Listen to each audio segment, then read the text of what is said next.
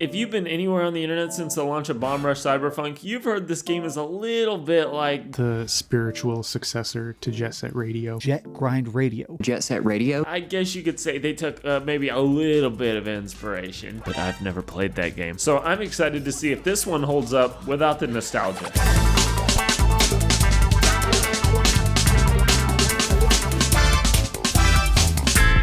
Does anybody know what's up with the Dolans on the game icon and in the game? I don't really get it. Bomb Rush Cyberfunk is not only a mouthful of a title, but it's a fast-paced, high-speed, score-chasing, graffiti-spraying arcade-style game that aims to bring back the optimistic Y2K future aesthetic that was popularized not only by the Dreamcast, but most notably in the title Jet Grind Radio.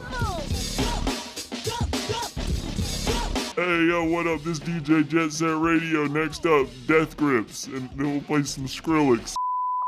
After enjoying 2 releases on both the Dreamcast and the Xbox, the series faded into obscurity, and a few decades later, a little indie studio by the name of Team Reptile picked up the idea and said, you know what, if Sony isn't going to make this, we're going to make it. It's clear that it's inspiration, but it was never an intention of us to make a spiritual successor or a remake or that kind of stuff.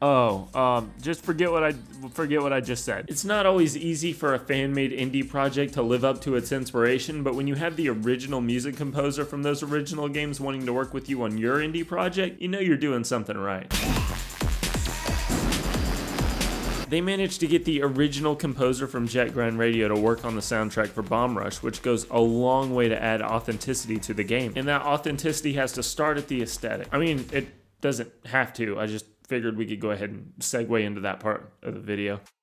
So immediately upon booting up the game, you're going to notice that this looks a lot different than most games you're probably used to. It may even have you saying, when was this game made? Which were real words that were spoken to me. I didn't make that up. Yo, what's up? Bomb Rush is a very stylish game. It leans heavy on the graffiti and street culture of those early Y2K titles. It's got this cel-shaded aesthetic with bright, vibrant colors that take over the color palette. Everything is bright and saturated with thick black outlines that make it look like it came straight out of a comic book. And I really love the branding and the logos that you'll see scattered across the signage in the game. The art is just fantastic, and that art style seeps its way into every facet of the game, from the characters to the dialogue to the cell phone that you use, which is like a Motorola Razr. It's a very strong art style that you're either gonna love or hate, but as previously mentioned, that art style doesn't stop at the visuals.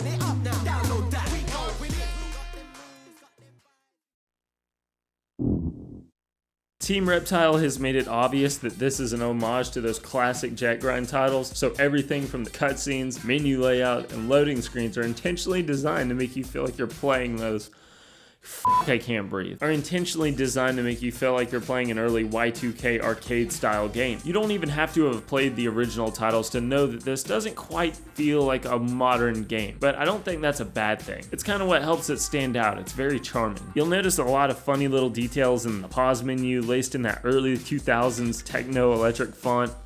I don't know what the font's actually called. I'm sure you can look it up. Look it up and drop it in the comments so I know what it is so I can use it later. As well as a lot of variety in the different groups that you meet in the game. They all have a distinctive look and feel that makes them stand out, which is accompanied by that classic hip-hop and electronic soundtrack. The soundtrack is good. I mean, of course it is. They got the original composer working on it. What'd you expect? They also got some 2 Mellow on that soundtrack, which is always going to supply some bangers. And it's a shame they didn't put any Deco or Yami Online in that, because that would have felt like right at home. They could have easily just slid that in there. But what I think is even more important than just having a good soundtrack is how that soundtrack is actually implemented into the game. Certain audio tracks fading in and out during cutscenes and level changes are what make the difference in this being a good soundtrack and a really good soundtrack. That was definitely a creative line. The sound effects are pretty good too. They sound like they were ripped out of Tony Hawk's Forklift Certified 2002. Don't think I didn't notice that little special sound effect whenever you boost and do a trick at the same time. It's a type of audible experience that rides the emotion of the scene of each level or situation you find yourself in, which goes a long way to keep you invested in the gameplay. That gameplay, if you were wondering, it's pretty good. It's got a little bit of that Tony Hawk's Pro Skater vibe to it. You explore different hub areas, pulling off tricks and combos to build your score up, all while tagging your team's logo around the turf to take it over. You can ride inline skates, skateboards, and BMX your way around, which really gives a good bit of variety to the gameplay. And you can also swap between the different characters characters in your group to mix it up. Unlike Tony Hawk, however, you won't be bailing off your equipment whenever you mess a trick up. The flow is always consistent, and you can't really fail your tricks. The gameplay is more focused around timing and how quickly you can chain together your combos. I mean, I guess that's kind of similar to Tony Hawk's, but it's got a more chill vibe to it. Is that a good explanation? You pull off tricks by using any of your face buttons besides jumping, while also using your boost at the same time as a trick to do a different variation, kind of like a special move. Similar to manualing in Tony Hawk's Pro Skater, you can continue your combos by sliding in between grinds, and you can multiply your score by leaning into corners during grinding. You can also hop on and off of your vehicle at any time, which you can kind of incorporate into the combos too. It's a pretty simple system that really rewards you for learning the maps and holding your combos for long periods of time. Those maps, by the way, are pretty good. Unless you just like flat ground and you hate fun and variety and verticality, then maybe you won't like it so much. They typically have two main areas when you first visit them, so right when you think you've gotten used to an area, a new section will open up that brings a ton of complex verticality with it.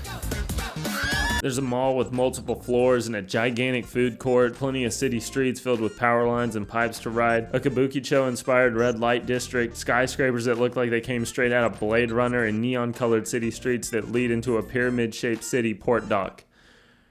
There was no way I was going to memorize all that without reading off the script. There's a lot of room to play around and find secret trinkets that have been sprinkled throughout the map. Even the graffiti you have to tag over is placed in some really tricky areas that can be hard to reach. We'll come back to that. I'd say that the most simplistic part of the gameplay would probably come down to the graffiti itself. I've never played the original Jet Grind games, but from what I can tell, this is a pretty direct homage to it. They didn't really try to reinvent the wheel or anything here. It was never an intention of us to make a spiritual successor. Your main goal in the game is to take over other sectors of the city that are controlled by rival teams. You'll do this by matching combo lines that they pull off, beating them in score challenges, and racing them to a spot to tag. But before you can take any of these guys on, you have to build up your rep by tagging their turf. It's so silly. This is pretty much done by pulling off a Android phone unlock prompt anytime you come across an area you can tag. You'll unlock new patterns as you play by either finding them in the levels or from beating rivals, but it's pretty much always the same deal. You can also pull these graffiti combos off in combat scenarios, which are reserved for boss fights and police encounters. The police are mainly the only threat you really deal with in Bomb Rush. Well, that and water, I guess. They come in GTA style wanted level heat waves depending on how much trouble you're causing while they're alert. They can stop you in a variety of ways, including chain turrets, snipers, and riot control. Good to know that the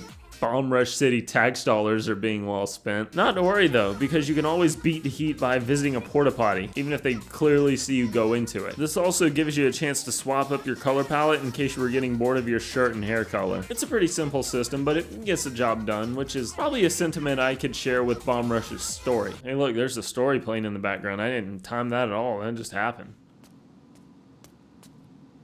You start off in a jail cell during what seems to be a big shakeup at the police station. You bust out with a character named Bryce, but before you get a chance to escape or really learn who your character is at all, you get decapitated. But it's all good, because cybernetic heads are all the rage in this world. Once you get back on your feet, you begin your mission to discover who you are and what happened to your head. This leads into some pretty psychedelic platforming sections, which caught me off guard. I wasn't expecting so much self-questioning and mind exploration in this game, but you get that. Of course, you have to resolve your personal problems by taking down all the rival teams in the city and by becoming the best spray painting skateboarder in Cyberfunk City. Or as the game refers to it, going all city. That sounds cool. This is a motivation for everybody in this world, and it'll be your driving force as you discover what the hell is going on with yourself. I think the story is pretty decent. It has some great moments, and it keeps the story moving, albeit in a really cheesy way. No matter how good the story beats are, you can't forget that you're in a world where the most dangerous weapon is a spray can, and you're using it to combat snipers, attack helicopters, and machine gun wielding mechs.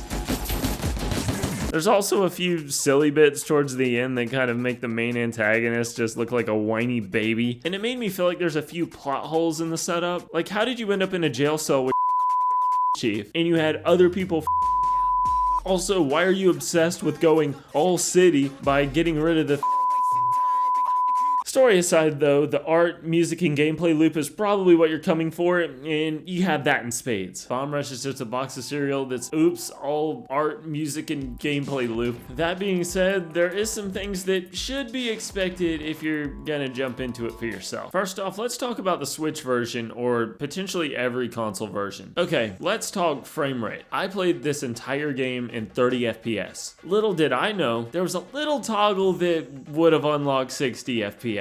I missed this option because instead of calling the toggle something simple like, I don't know, performance mode, like every other game does, they decided to call it Unleash the Beast. I had no clue what that meant, so I waited until I finished the game to check that option out. And then my jaw subsequently hit the floor when I realized that it was just a frame rate toggle. There was no subtext to tell you what it was, you just had the option to turn it on or turn it off. I'm assuming that either 30 FPS is just more stable, or they were just trying to make it feel more like the original Jet Set Radio, which seems to be tied to 30 FPS. Either way, a little more context would have been nice. Or maybe I'm just an idiot. You can let me know in the comments. Outside of frame rate, I had a few problems with the games that weren't just tied to the gameplay itself. There were a couple of scenes where I blacked out and I thought the game just froze, but I had to keep pressing A to continue the dialogue. I straight up just missed part of a few scenes because of this, and I had to actually look up a playthrough to see what it was that I missed. My game also crashed like 3 times during my 8-hour playthrough, which wouldn't have been a big deal in and of itself if it hadn't have happened on the ending. Talk about a buzzkill. I'm literally sitting here wrapping up the game when the game was just like, alright, I'm gonna end myself early. I think you're supposed to get a cutscene immediately after the scene where my game crashed, but because I had to reload my save, I had to manually skate all the way back to my hideout. There was no prompt to do anything at this point, by the way. I had no idea if I beat the game, if I just missed the ending, or where I should have gone. I just happened to head to the hideout where I got the ending scene, which also took me forever to find because I couldn't find my way out of the level. Outside of platform specifics, there was just a few times I got hung up on missions. You can let me know if I'm just dumb, because that is definitely a possibility, but there were just a few times where it took me forever to figure out how to get up to an area to trigger a mission objective. I know that they were going for an old feel with this game, but I didn't know the dedication to this would mimic early 2000s game design, although I'm playing a game based on an early 2000s game, so I feel kind of dumb saying that, but maybe you get what I'm saying here. There's also no way to immediately fast travel in this game. The only way you can fast travel is by going to specific hotspots in the level and using the crazy taxi guide to fast travel to certain areas. But even then, the only way you can travel between these areas is by, I believe, actually figuring out where the taxi stop is at and then breakdancing on it so you can actually unlock that fast travel point. There's not a whole lot of side content. There's no way to put custom waypoints in the map, which I think could have been useful at certain times. You get this cell phone that shows you your mini-map as you're playing, which is kind of neat, and you can take pictures through the camera. But I feel like there was a little bit of a missed opportunity there to maybe tell some more story, do some more world building. It was pretty much reserved to just using your mini-map while you're playing, and also just giving you quick tips and tricks. Like, as you're playing and you're halfway through the game, you'll have a character message you and be like, hey, did you know you can jump by pressing the B button? Yeah, I've been chaining together combos for a minute now. I kind of know how grinding works. The entire half of the whole team battling thing in the game is just like a tutorial on how to do certain things, more or less. And that brings me to a specific point with the AI. I think the argument could be made that this game is just a little too easy when it comes to battling AI. The missions boil down to copying a predetermined path or by beating a score challenge, which I never lost, by the way. Hell, I never even died once in my entire playthrough, unless it was just by doing it to test what would happen, which seems to be nothing, by the way. Anytime you have a multiple choice option, it's pretty much either, yeah, I want to start this, or no, I don't want to start this. It's one of those games. There's also no voice acting in this game. It does the whole grunt for the first word while you read the sentence thing that pretty much every Nintendo game does. I know that this is technically an indie game and the budget for something like voice acting is probably very slim. I'm just so tired of booting up my Switch and every time I jump into a game, it's the same